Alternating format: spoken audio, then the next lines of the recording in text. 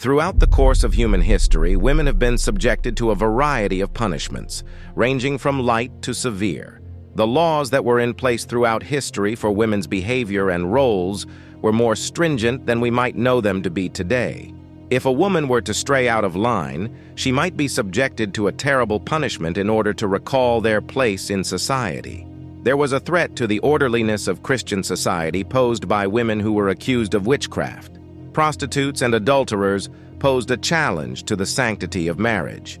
Furthermore, a woman who was considered to be overly loud might just be heard more than a male. The implements of punishment and torture have changed over history, despite the fact that many of the reasons for gendered punishment have stayed the same throughout history. These causes include witchcraft, promiscuity, and general rebellious behavior. Scolds bridal. A lady who interrupted the calm of her neighborhood with gossip and slander was considered a scold in England and Scotland during the 16th and 17th centuries. This is despite the fact that scolding may appear like an adequate form of punishment in today's society. To get the reprimand under control, a method of discipline was developed. The scold's bridle, which was also sometimes referred to as branks, was a form of discipline that was used for women who were seen to be too boisterous or loud for the standards of society.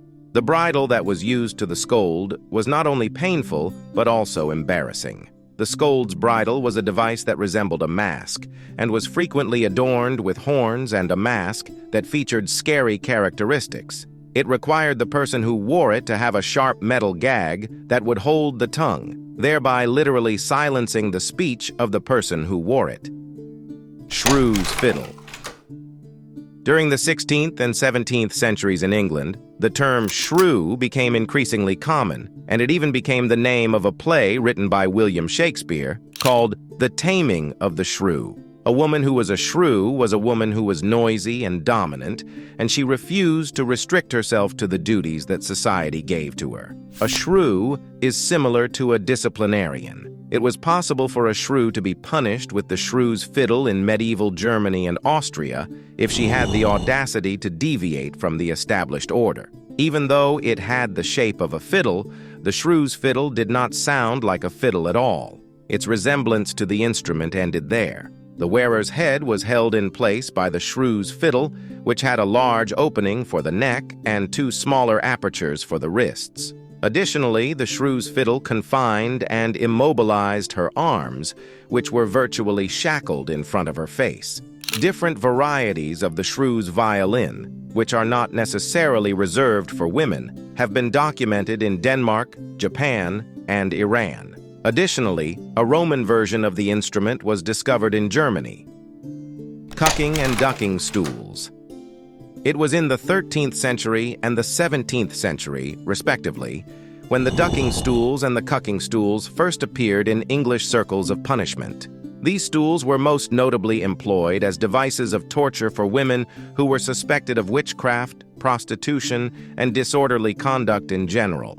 However, they were not reserved exclusively for women. The cucking stool was a public implement of torture that was designed to look very much like a toilet when it was used. While being paraded through the town, the person who wore it was restrained and made to sit on the cucking stool all the while. Although the cucking stool was a source of discomfort and humiliation, it was nothing in compared to the ducking stool, which has the potential to endanger one's life. The individual who was punished with the ducking stool was compelled to sit in a constrained position. Nonetheless, this chair posed an increasingly dangerous situation because it was attached to a wooden beam that could be lowered into water. In certain cases, the ducking stool was responsible for drownings. However, there was a negative aspect to this. A person who drowned as a result of the ducking stool was found to be innocent of witchcraft and was so exonerated of the crime. Drunkard's cloak. In England, throughout the 16th and 17th centuries, the drunkard's cloak was frequently employed as a kind of punishment for acts of public intoxication. However, it was also adapted for use against women who engaged in sexual activity. It is a wooden barrel, which is an empty beer cask that is worn as a shirt, with one hole for the neck and two holes for the arms. The name of the drunkard's cloak provides a fairly rich image of the device that it is. This extraordinarily heavy barrel was not only unpleasant but also humiliating. Those who wore it were compelled to parade through the streets of the town while being insulted and shamed for their behavior. Marking and tattooing. It is well known that the protagonist of Nathaniel Hawthorne's novel, The Scarlet Letter, Hester Prynne, is marked with a red letter A for adultery, after allegations of her behavior are spread throughout the novel. This book by Hawthorne is more than just a work of fiction. Adulterers were actually required to mark their clothing in order to identify their offense, such as Hester Prynne's A or the initials AD, as described by a statute that was passed in Plymouth Colony in the year 1658. Adulterers who were seen in public without their letters were punished to public flogging, as well as additional humiliation and social isolation.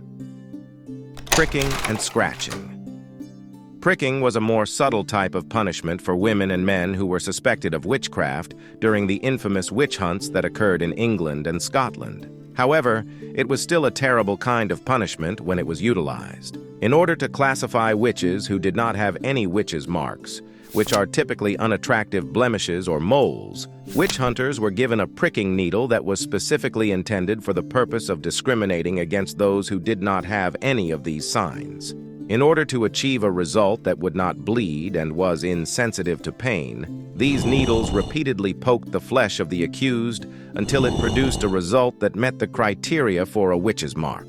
And further possibility is that the person who was pricked could be scratched by the person who appeared to be possessed until the scratching caused blood to be drawn. It is possible that the scratch test could serve as confirmation that the accused is a witch if the symptoms of possession improved. Amputation. Amputation was a harsh and enduring punitive measure, despite the fact that it may not have been as inventive as the other implements of torture that are included on this list. The body of an old Chinese woman, dating back around 3,000 years, was discovered with her feet removed but otherwise in good health. All indications point to an ancient Chinese punishment known as yue, which was employed for more than 500 different misdeeds, including theft and cheating. A third kind of amputation was widespread in ancient Egypt and the Byzantine Empire. This sort of amputation, known as a rhinotomy, was a punishment for adulterous women. However, it was also employed as a punishment for a variety of offenses throughout medieval and ancient periods in other parts of the world. On the other hand, the adulterous man might be able to get away with a punishment that is not as severe, such as a fine or a beating. Status degradation. The practice of lowering one's social standing is still practiced today, and throughout history, it has been employed as a kind of official punishment. A woman who committed adultery during the time of Augustus, the Roman emperor who ruled from 27 BCE to 14 CE, was subject to the possibility of losing certain privileges as a citizen and being forced to bear a financial cost. During the Joseon dynasty, noblewomen in the Kingdom of Korea were subject to a comparable degradation of their societal rank. This occurred when they were found guilty of adultery or when they remarried. Adulteresses were degraded to low-born positions, which resulted in the loss of many of their rights and privileges. Additionally, the descendants of widows who remarried were not allowed to hold public office. Although these punishments may appear to be severe, it is important to note that throughout the Joseon dynasty, there were certain women of great position who committed adultery and faced an even more severe punishment, death. We hope you like this video, subscribe to the channel if you're a history addict, and please let us know about what civilization or time period we should talk about.